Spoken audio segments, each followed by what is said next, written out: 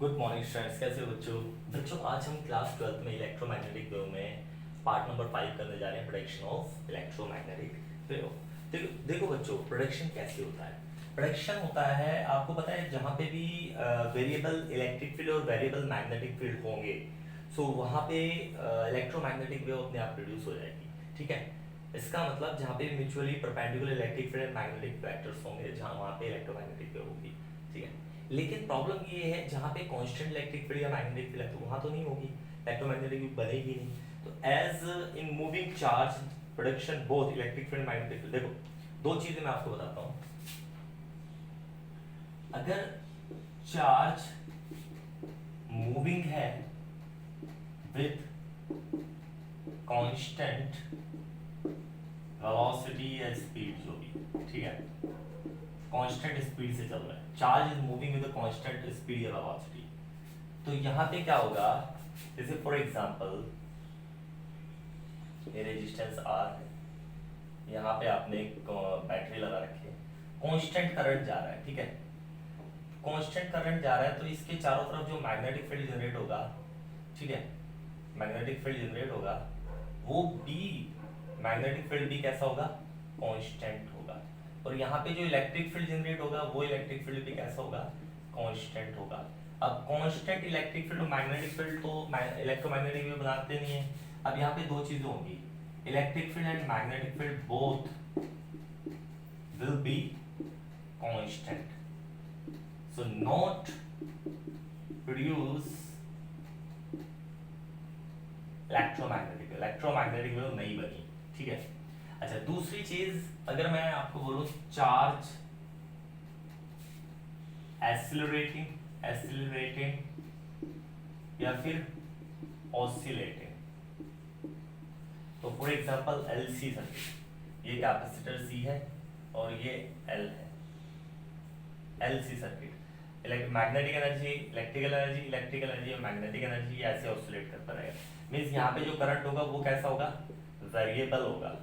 सो यहाँ पे जो मैग्नेटिक फील्ड होगा वो भी कैसा होगा, वेरिएबल होगा। सो इलेक्ट्रिक फील्ड जो इसमें सेट होगा वो कैसा होगा, वो भी वेरिएबल होगा। सो मैं इस केस में बोल सकता हूँ electric field and magnetic field both will be variable. और अगर changing electric field changing magnetic field हो तो वहां पे क्या प्रोड्यूस होगी, प्रोड्यूस इलेक्ट्रोमैग्नेटिक वेव बन जाएगी। तो आई होप आपको ये समझ आ गया होगा, जल्दी से इसे नोट कर लो। इसका एक एक्सेप्शन भी है, बताऊंगा, पहले इसको लिखो पहले, फिर बताता हूँ।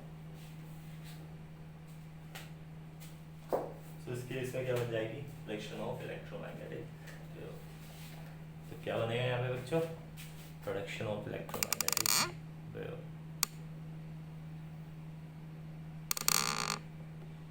जल्दी से नोट करो, ठीक है बच्चों। तो इसको मैं थोड़ा ऊपर लिख देता हूँ, दिखाई नहीं दे रहा आपको। इलेक्ट्रोमैग्नेटिक वेव प्रोड्यूस्ड, ठीक है, जल्दी नोट करो। इसका एक एक्सेप्शन भी है, बताता हूँ पहले, तो इसको लिख लो।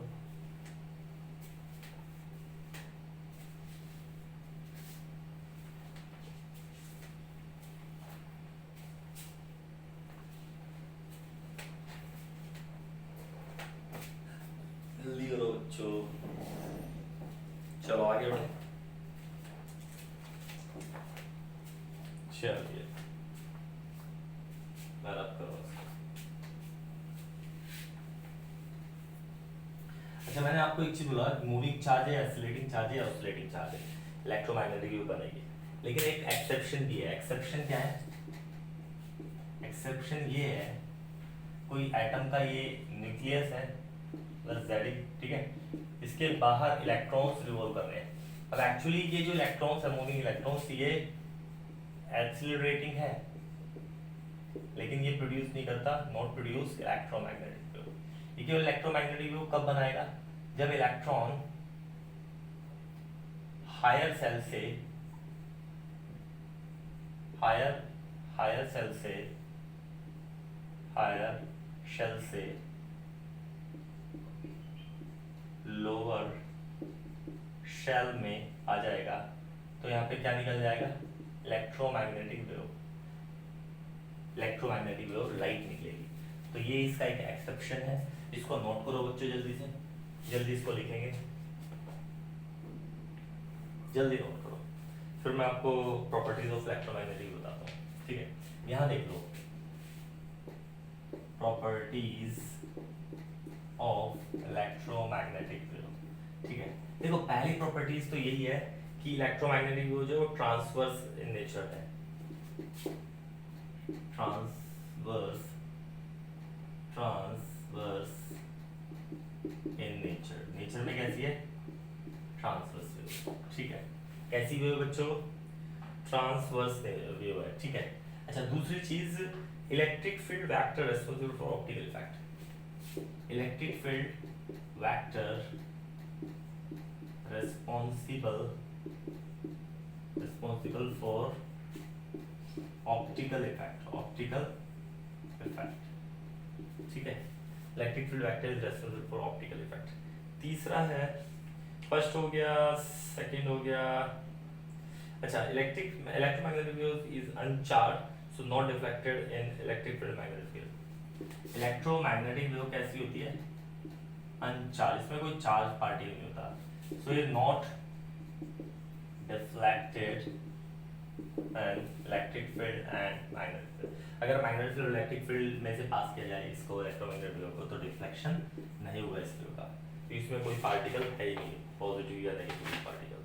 अच्छा, electromagnetic wave produced by accelerating और oscillating charge, produced by oscillating, पहले बता चुका हूँ, या फिर एक्सीलरेटिंग चार्ज, याद रहेगा ये, जल्दी से इसे नोट करो। फिफ्थ है, velocity of electromagnetic wave only depends on electric and magnetic properties of medium. Velocity of electromagnetic wave depend on both electric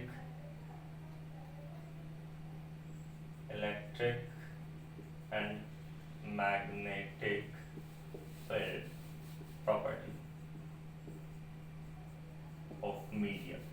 medium में जो इलेक्ट्रिक फील्ड मैग्नेटिक फील्ड है उनकी दोनों की प्रॉपर्टीज पे डिपेंड करती है speed of light, that is 3 to 10 8 metre per second. ठीक है बच्चों, जल्दी से इसे नोट करो। फिर एनर्जी डेंसिटी की बात करेंगे, energy density of electromagnetic wave space,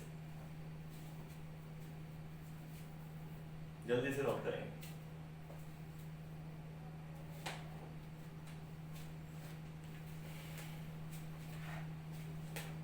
आगे बढ़ो, चलो, energy density of electromagnetic wave in space.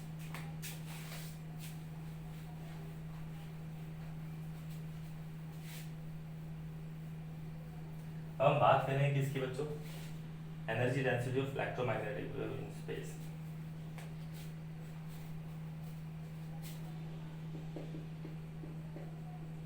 Energy density of electromagnetic wave in space. ठीक है, स्पेस में एनर्जी डेंसिटी, अब देखो बच्चों, इसका आपको ध्यान रखना पड़ेगा, कैसे, फॉर इलेक्ट्रिक एनर्जी डेंसिटी, अगर मैं बात करूं इलेक्ट्रिक एनर्जी डेंसिटी, देखो मैं क्यों अलग अलग बात कर रहा हूँ, क्योंकि आपने देखा था ये इलेक्ट्रोमैग्नेटिक वेव जा रही है, ठीक है, ऐसे ऐसे करके इलेक्ट्रोमैग्नेटिक वेव जा रही है इस प्लेन में और इस प्लेन में। इस प्लेन में कौन है, मैग्नेटिक फील्ड वेक्टर, और इस प्लेन में कौन है,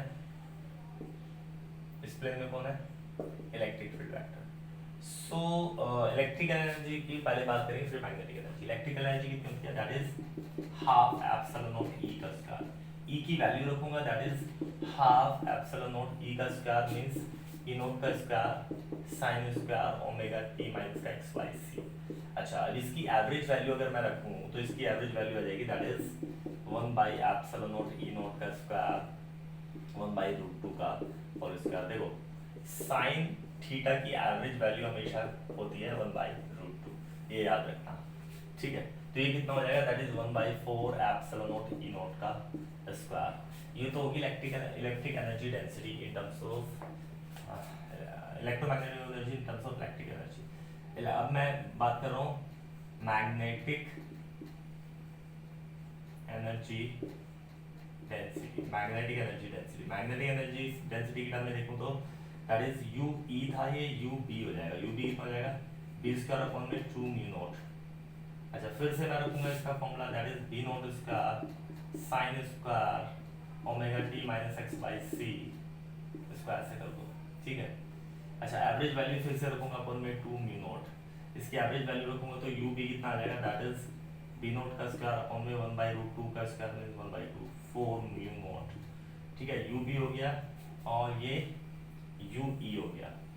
टोटल एनर्जी कितनी हो जाएगी, टोटल एनर्जी हो जाएगी U total that is U B plus U E, that is B naught का स्क्वायर अपॉन में 2 mu naught plus half epsilon not E not का स्क्वायर, ठीक है।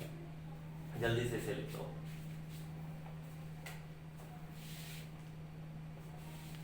जल्दी करेंगे। अब इसमें एक चीज का और ध्यान रखेंगे बच्चों, मैं यहाँ से मिटा रहा हूँ, यहाँ देख लो। अब एक्चुअल में होता क्या है,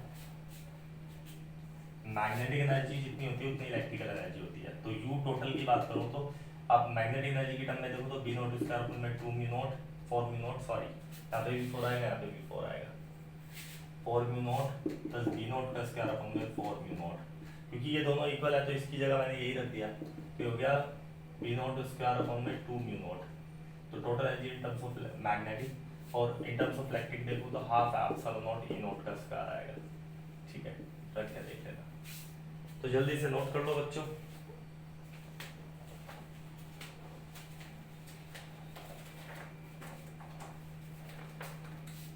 आज का हमारी टॉपिक यही रहेगा, यहीं तक रहेगा, ठीक है बच्चों। जल्दी से इसे नोट कर लो, बाकी हम आगे बढ़ते हैं फिर।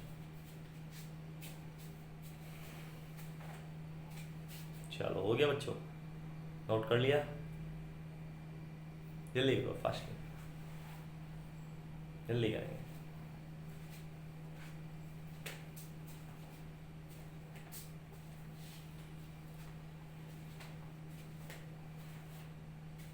चलो थैंक यू वेरी मच।